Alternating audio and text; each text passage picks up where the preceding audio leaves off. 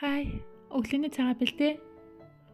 Ер нь 7 хоногийн ихэнх өдрүүдэд 2-3 өдөрт нь манай өглөөний цай бол тал эрдэн шиш, 2 ширхэг жижиг мантуу юм эсвэл талах, тэгэд нэг ширхэг чанс өндөг, тэгэд нэг жигэнсэн ногоо, ихэвчлэн чин цай, жигэнчтэй. Ер нь ихтэй өглөөний цайн дээр гурилан бүтээгдэхүүнтэй хамт бол чин цай хамгийн их тохирдог санагддیں۔ Яагаад гэвэл чин цай ч өөрөө нөгөө шүүслэг усан төрлийн ногоо шүү дээ. Тийм болохоор нэг гурилан юм идэх аль эсвэл чанс өндөг энэ төр чинь айгүй гороолгоод идэв шүү дээ. Чиглэж өгдөг.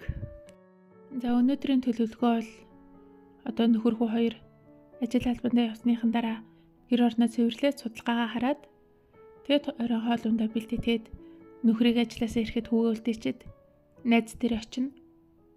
Манай нөгөө найз маань Монголоос гэр бүлээр ирсэн байгаа шүү дээ. Тэгээд тэр 3 өнөөдөр гадуур дэлгүүр хийсэн гэсэн. Тийм болохоор би өдөр очихгүйгээр нэмсөө орой очиж хальт болцгоё. Өнөөдөр юуны талаар ярьдсан бэлээ гэвэл ер нь найз нөхөрлийн талаар яриул яаж гэн. За багын найз нөхөрлийн талаар ярилцъя. Багын найз уу? За ер нь би яг ингэж сүүлийн үед өөртөө болоод байгаа. Энэ найз нөхөрлийн талаар хойлголт харилцааныхаа талаар яриа. Юу вэ гэхлээр одоо ингэж надад найз нөхөд гэвэл ер нь миний багын найзууд байгаа байхгүй юу? Тэгээд ер нь багын найзуудын талаар яриул одоо ингэж Бээжинд ирэх ч юм уу те эсвэл би ингэж Монголд байхлаараа ингэж 2-3-аас илүү өдрүүдэд ингэ уулзаад илүү ингэ тотно байгаад илүү цаг хугацаа өнгөрөөд нь шүү дээ те. Тэр үед яг ингэ анзаарэгддэг болсон. Хөөх миний найз чинь ямар их өөрчлөгдсөн бэ? Ямар юм үжил бодлон төлөвшсөн нэг юм нийгмийн статусаа олцсон юм шиг нэг тийм болцсон бэ гэд ингээд өөрчлөлтөнд анзаарахтаа тийм болсон байсан байхгүй юу? Ер нь гэхдээ би яг сүүлийн 2-3 жилийн үед ер нь ингээд багын найз нартайгаа ингээд уулзгаараа яг энэ мэдрэмжийг аваад исэн. Би тэгээд энийг ингээд яг ингээд хүлээн зөвшөөрч чадахгүйсэн байхгүй юу? Тэгэд нэг хаяа ингээд яриан дундуур хальт үйл ойлголцол үүсчих ч юм уу те. Тэгээд тэрийгэ тайлбарлаад ингээд ярилцгаараа аль аль нь ингээд өөр бодолтой болцсноо ингээд мэдрээд нэг жоохон тэгж яваад исэн үе гараад исэн. Би тэгээд юу болоод байгаа юм бол доо гэд ер нь сүулт бол бас бодсон. Яагаад би ч найзуудтайгаа ингээд үсэг санааны хувьд зөрөлдөд идэг болчихвоо. Бид нар гэхдээ ингээд зөрөлдөх нь ингээд муудна аль эсвэл харилцаа ингээд муугай болно гэсэн утга ерөөсөө бидгүй тухайн сэдв дээр л өөртөө өнцгийг яриад чинийхээ юм уу төл минийх тийм биш минийхээ юм гэд ингээд аль алиныгаа ойлголцож хүлээн зөвшөөрөөд ингээд мэддэгдээд ер нь ингээд шинээр танилцаад исэн байхгүй юу. Тэгээд юу болоод байгаа юм бэ гэх ингээд бодсон чинь яг юм шиг санагцсан. Одоо ингээд багын найзууд те яг үндэ багын найзууд бол бидний сонголт байдаггүй. Одоо тухайн орчин одоо хүмүүжил одоо жишээ нь сургуулийн орчноос хажуудаас суудаг найзтайгаа эсвэл урд хойд суудаг найзтайгаа илүү татна болчих юм те.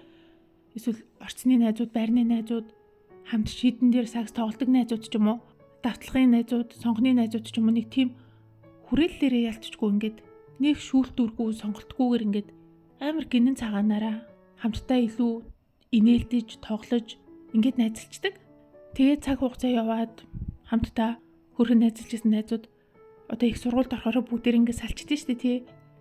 Тэгээд одоо миний хувьд гэхэд ингээд гадаад руу яваа сурцсан тэр найзуудаасаа бүр холдсон. Хэдийгээр тэгээд амралтаараа очсон ч гэсэн найзууд маань ч тий их сургуулийнхаа өөр найзуудтай болцсон тэд нартайгаа илүү тотно илүү сайн ойлголцдог болцсон. Тэгсэр нь ингээд бид нар өөрсдөө хоорондоо уулзахаар ингээд ихэвчлэн багын дурсамжаа ярьж өнгөрснөө дурсаж нэг найзын харилцаа тогтоод исэн.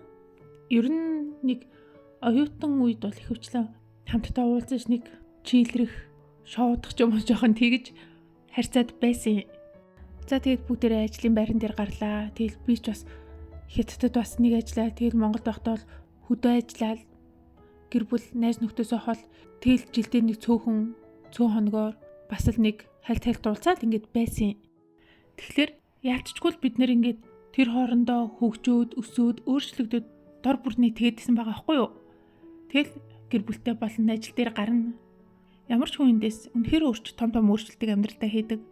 Зан төлөвийн, үзэл хандлагын, үзэл бодлын, нийгмийн статусын ингээд тэгээд одоо бүгдээр ингээд 30 гарцсан одоо гэр бүлтэй, ажил төрөлтэй айл хэдийн нийгэм тодорхой үр дүнтэй гэсэн орон зай, байр суурьтай болчихсон ийм багын найзуудтайгаа эргээд уулзахаар за яг богино хугацаанд болохоор ингээл дурсамжин дээрээ суурлал ингээл мазраал хөвгчлөлтэй байдаг л да. Гэхдээ илүү гүнзгий харилцаал ингээл илүү дотносоод илүү цаг хугацааг хамтдаа өнгөрөөхөд ингээд аль аль талаасаа хичээхэд яг ингээд шинэ найзтай болцсон юм шиг ийм мэдрэмж төрүүлчих байгаа байхгүй юу? Энэ ихтэй ерөөсөө муу юм биш. Эсвэргээрээ бүр сайн ч юм байж магадгүй. Ер нь тэгэд хүмүүс хэлдэг штэ хүн дандаа өөрчлөгдөж идэг, дандаа сайн руу тэмүүлж байдаг, тэмүүлэх хэрэгтэй.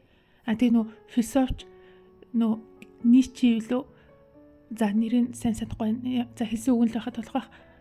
Одоо хүн төрлөختөн илүү нийгэмшиг тусмаа одоо дотроо байдаг, бас ер нь нийтээрээ нэгдэж ингэж шүтдэг. Энэ бурхнаа гीचглээ. Тийм болохоор хүн одоо өөртөө л найдаж, өөрийгөө л илүү сайжруулж, зөвийн төлөө зогсолтгүй тэмүүлэх хэрэгтэй гэд хэлсэн байдаг. Ер нь энэ утгууд бол аюул олон зүйл дээр гарч ирдэ штэ. Одоо Молор Эрдэнэгойл дандаа хүний хөгжлийн талаар ярьж байдаг. Тэр хүн ч тэ хүн дандаа хөгжиж байдаг. Хаанаас гарал үүсэл иймээ тиймээ нөлөөлөх зүйлээс айл болох холдоод өөрийгөө шинээр бүтээх хэрэгтэй. Хин нэгэн хуучны найзтайгаа уулзахад чинь тэр чинь чамайг яг хэвээрээ байна гэж хэлвэл тэрэнд бити баярлал. Тэр чамайг огтхонч хөгжөөг байна. Яг хуучнаараа байна. Хөгжилчин зогсчиж гэж ойлгоод өөрийгөө дүүгэн энэ төр хэл. Ер нь тэр утгууд бол зүйл эдэг гэж бод тий. Тийм болохоор одоо ингээл хуучны найзуудтайгаа байхлаар бид нар бүгдээрээ цаг хугацааны туршид хөгжөөд өөрийн дүртэй болоод ингэсэн байгаа байхгүй юу? Тэгэд одоо ингээд бараг шинэ найзтай найзалж байгаа юм шиг. Одоо ингээд бидний хувь шинэ найз гэдэг чинь одоо багтаа бид нар одоо орчин тойрныхоо нөлөөллийг аваад найзуудаа сонгоцсон байсан бол одоо насанд хүрсний дараа шинэ найзтай болох гэдэг чинь өөрөө шалгуур тавьж, ижил сонирхолтой байж, сонголт хийж ингэж сонгодог юм. Сонголтын дээр гарч ирсэн найзууд болчихж байгаа байхгүй юу? Тэнгүүд хүссэн үсээгүй багын найз нартаа өнөөдрийнхөө бич би болсон чи болсон хувь хүнийхэн одоо нөхөрлөлийнхэн шалгуурыг ингээд нэмээд тавьчих байгаа юм. Тэгэхээр чи нөгөө хуучныхан дурсамжин дээрээ суурлаад өнөөдрийн өөртөө хэн болсон бие биенийхээ өнөөгийн байдлыг хүлээн зөвшөөрөөд дахин найзаа болгох сонголтоо хийгээд за тэгээд ирээдүгөө хамтдаа итгэж үерхэн нөхөрлөх итгэлтэй байвал энэ ч өөр нэгэл гоё. Ёстой жинхэнэ old is gold. Хуучин найзын үнц нь яг энэ дээр ингээд харагдаад илүү гоё болоод илүү сайхан нөхөрлөл болоод үүсчих боломжтой л гэдэм байл та. Тэгэхээс биш. За чи хизээ юм болцсон. Хуучнараа байл та энэ төр гэсэн энэ үг бол ер нь бол нөхөрлөлийг баг гацаачдаг. Ингээ харахаар ерөөсөө нөхөрлөл гэдэг чинь тэр нэг тогтмол юм ерөөсөө биш байгаа байхгүй юу? Хүн нь өөрчлөгддөг, үзэл бодол нь өөрчлөгддөг, нөхөрлөл харилцаа нь бас ингээ дагаад өөрчлөгддөг. Тэгэхээр нөхөрлөл чинь өөрөө юм амьд харилцаа, юм хөгжиж байдаг, хөдөлж байдаг юм байгаа байхгүй юу? Тэгээ бодохоор ер нь багын найз бол одоо өнгөрсөнд одоо дурсамжинд те голчлон байдаг бол шинэ найз бол өөрийгөө бүтээсний дараа сонголтоор орж ирсэн найзууд гэдэг болохоор хүн чинь одоо ингээл одоогийнхоо өөртөө илүү дуртай ч юм уу өөрийнхөө бүтээсэн өөртөө илүү дуртай болохоор одоо ингээд шинэ найзтайгаа илүү ойлголцох гээд штэ тий. Яг тэр үед нь одоо багын найзууд нь шинэ өөрчлөлтүүдийг харилцаандаа тусгаж авч ойлгож тэгснээрээ дахин сонгох сонголтыг хийгээл байл. За энэ нөхөрлөл дундаас л хамгийн гоё нь хүчтэй нь байж чадах байхаа. Тэгээ ямар ч гэсэн би энэ бодлоор багын найзуудаа илүү шинээр таньж мэдэж, шинэ өөрийг нь мэдэж, илүү татна болж найзалж, хамтдаа өнгөрөх цагаа илүү чухалчилдаг болсон. Яг энэ өнцгөр сая яриад буцдаг найзтайгаа илүү сайн ойлголцоод, илүү сайн танилцаад 20 жилийн дараа штэ. Тэгэд би нэгээ илүү сайн таньж мэдэх нь надад үнэхэр гоё байсан. Бараг багын найзаас минь илүү гоё дур гараад ирсэн шүү. Тэгэхээр найз нөхөрлөлийнхэн харилцаанд анхаарч дандаа шинжлэх хэрэгтэй тийм ээ. За бай.